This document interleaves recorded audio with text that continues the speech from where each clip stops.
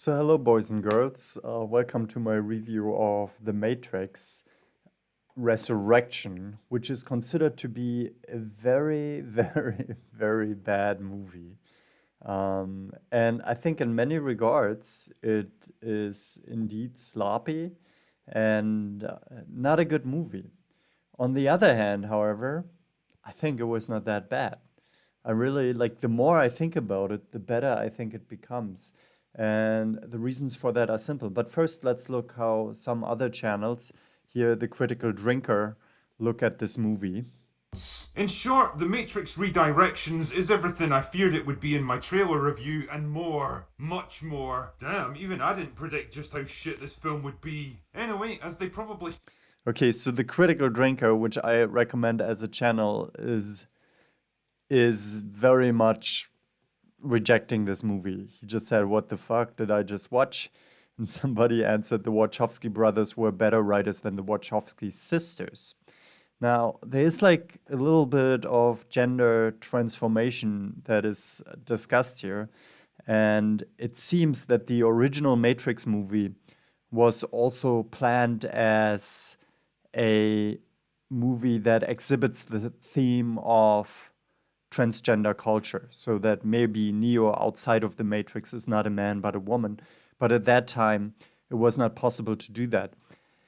So we could easily say that the movie displays these qualities of Hollywood, these negative qualities of Hollywood, to try to impose a certain politics on us and to implement transgender characters or strong women where they really don't fit. And I'm not saying we shouldn't have that. I think Hollywood has a lot where it works, but sometimes when they try to push a political narrative, a movie gets bad. Now, I thought at first that's what The Matrix 4 is about, but I don't think that's the case. So I basically changed my view when I started to watch the review of RedLetterMedia, which I, by the way, think is a very good channel for reviews. They are very much on point with their analyses and always have a very good analytical view on bad movies or on good movies. And they can really spot the details which make something ridiculous or great. So let's watch what they have to say. The middling reviews, the 68% and it's like 70, but you go through the comments, Rotten Tomatoes, 1 star, 5 stars, 1 star. But let me say, this movie was a mess. What a mess. It was confusing. It was cringy at times. It was annoying. Total F MILF. It was sloppy, terrible, and I loved every minute of it. So he loved every minute of it.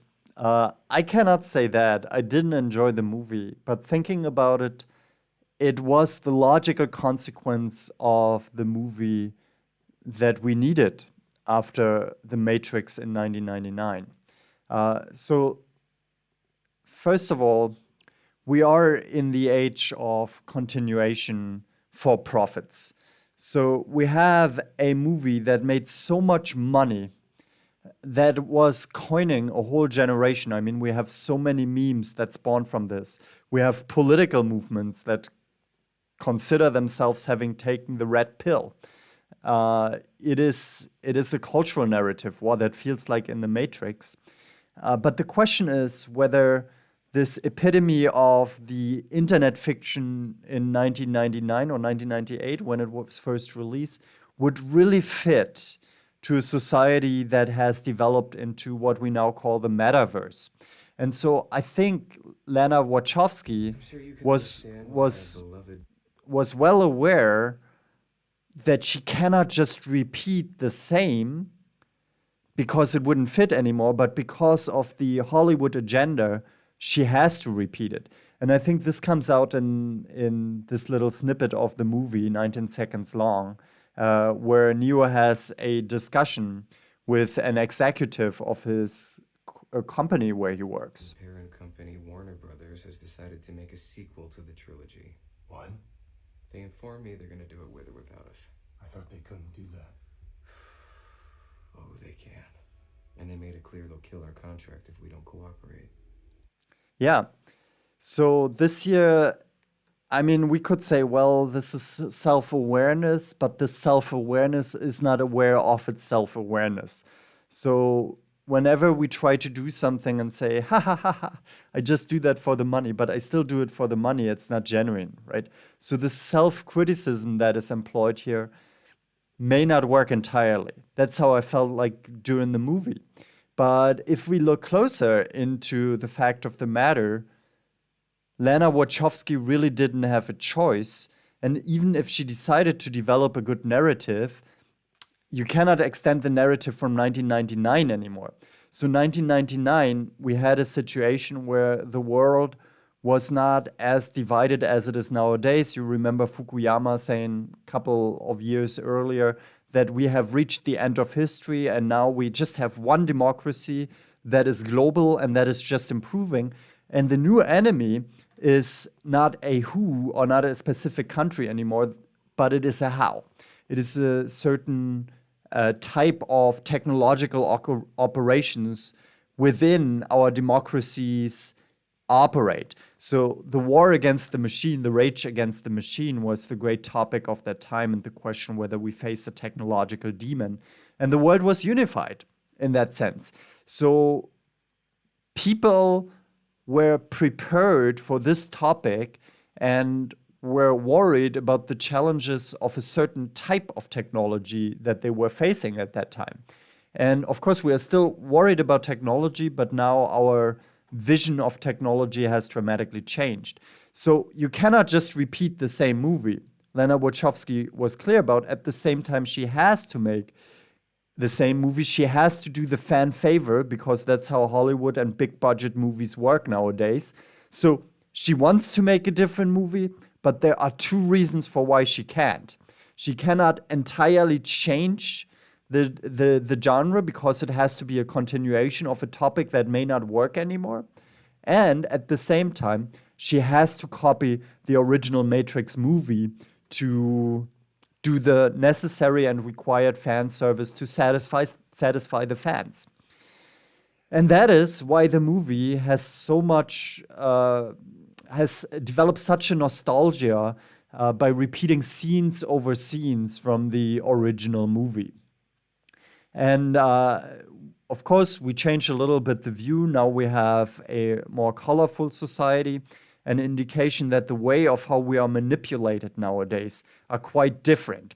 And so it is interesting that in that movie, Neo actually works in a company that produced the movie The Matrix. So we are already reflected. We are way more self-aware and self-ironic than, let's say, in 1999. Maybe that's unfair to the people back then, but I think there's a cultural leveling up of people being more aware of their situation. There's a higher level of education, a certain kind of progress, and digress at the same time in history. So the way of oppression nowadays works by not exploiting human beings anymore. So many people often believe that capitalism will exploit human beings in their capacity of physical labor, for example. But we see overall that machines don't really need humans anymore. It is not an exploitation of the physical labor of humans. It is that machines can, like in modern economies, work with each other. So we have more and more automation in the industry. So what is exploited nowadays in modern societies, it's not the physical labor anymore, though that still exists, of course, if we think about Amazon and so on and so forth. But now we exploit the creative and attention potential of human beings. And that's why Neo does not work in a box office anymore. Now he does creative work. So I think this is a good transformation. Of course, we have still a very good actor, Keanu Reeves, who's often critically acclaimed for his achievements. But as we see, he actually prepared for this movie 20 years to get an older version of himself. That's real dedication. Now, however, irony aside, so there's a German channel that I want to recommend with regard to this movie. It's Die Filmanalyse. where Wolfgang M. Schmidt analyzes why Matrix actually fails. Let me just give you a very short and brief moment from this analysis. Herzlich willkommen zu die Filmanalyse. Heute mit Matrix Resurrections von Lana Wachowski. Als der erste Film 1999. So this here is quite interesting because, I mean, just look at his frame, right? He has the Marx books lined up in his background. Then he has still an encyclopedia. And he's kind of the Adorno of our time. But I feel his review is honestly, it is interesting. And I just want to summarize a little bit what he says. And of course, he gives it a very negative note. I wouldn't go so far that it's that bad. I think Lana Wachowski is way more aware of what she does with the movie. But there are some points that we can actually repeat from his analysis. So first in this, and I just summarize it because it's in German, and of course I talk in English, so most of the people won't understand German. So first of all, of course, he summarizes that Matrix in 1999 introduced a new topic to the media which just worked.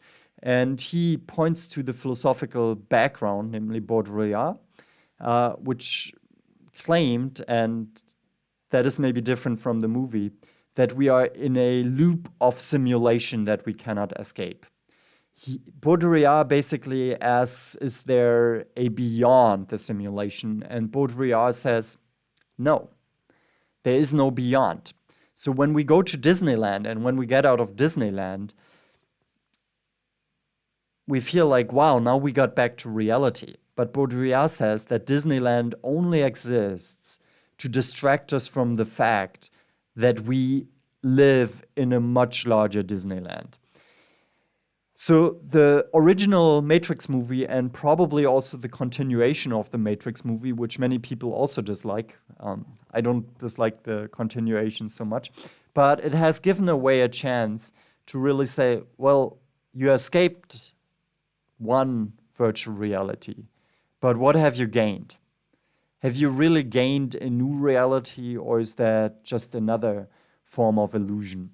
I think the movie tries to discuss that, but gets too many religious motives into that and cannot develop like the same symbolism like in the first movie anymore. It becomes more philosophical. That's why I appreciate it. It also asks, well, what could be a possible relationship of machines to human beings? What is the final sense maker? What does give the machine their sense of being, if not human beings? If not what we consider to be these arbitrary love relationships that seem to us quite essential as human beings. Now, in that sense, I really appreciate also the second movie. It has a lot of philosophical themes, but it's way more philosophical movie than the first one, which was, as also I have in the back said, probably an action movie. Now, however, this was the past Matrix movie, and now we get into the age of nostalgia. And nostalgia is a little bit the idea that we want to repeat a reality of the past that has never existed, but we want to repeat a past of how it is simulated in our mind. And so we get here into a loop where we just choose as viewers what we have already liked. We are not open for the new anymore. We are not open to watch. We develop an attitude, which also Wolfgang M. Schmidt criticizes, of a so-called nostalgic seeing that is just up there for these emotions. And indeed, this is also how pictures usually influence us. They become, and the pictures themselves become more and more how the recipients want them, and the recipients become more and more how they want their pictures, right? That's a kind of general cycle of the adoption of this pop culture, where we usually seek for an evil actor who's behind all of that, but in fact, it's just the way it operates. And in a sense, it's an anomalous mechanism of co-evolution. So this nostalgic seeing can maybe be broken through by a more developed way of, let's say, critical seeing.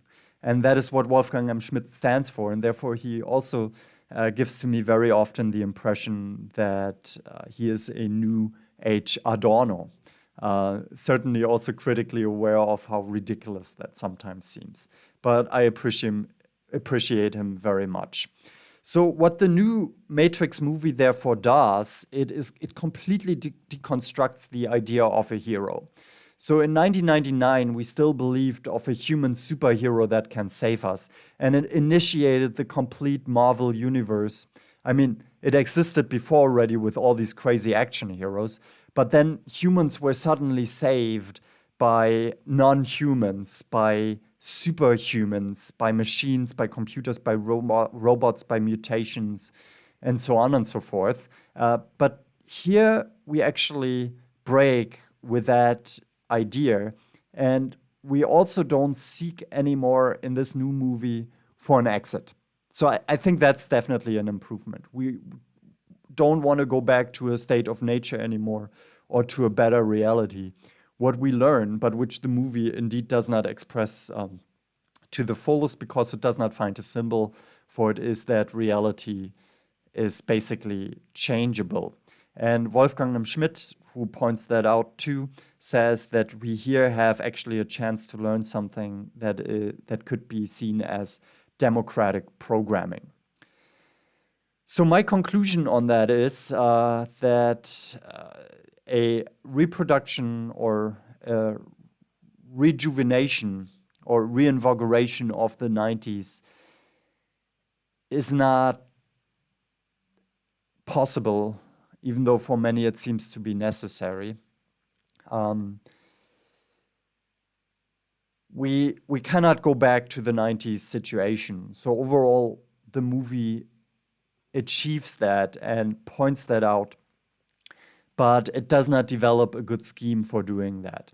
So, and in that regard, just as a final note, I think what is more representative of our time is probably the new Spider-Man movie that says, okay, look, there is not just one world anymore. We are going into a multipolar world again with, let's say, USA, Europe, China, and also upcoming Africa and whatever South America is doing, right? We have different cultures that now stand in the internet besides each other, different metaverses that now should co-joined into a certain kind of mass culture, which also Wolfgang Schmidt says that's the mass culture is the real enemy of democracy. And what we see with the metaverse coming up is that we want to have these different characters in one overall unified capitalist universe where we can exploit human beings all over the planet with regard to their differences, with regard to their individuality. And this is probably expressed in this new genre that also comes up with Rick and Morty, with the new Spider-Man movie where we have different universes joined together.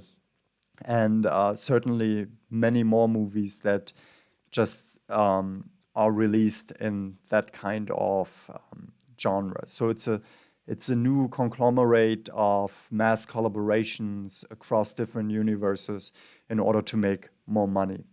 So the question of us living in possible worlds, in different worlds, and how they sometimes touch each other, that's the topic of our time.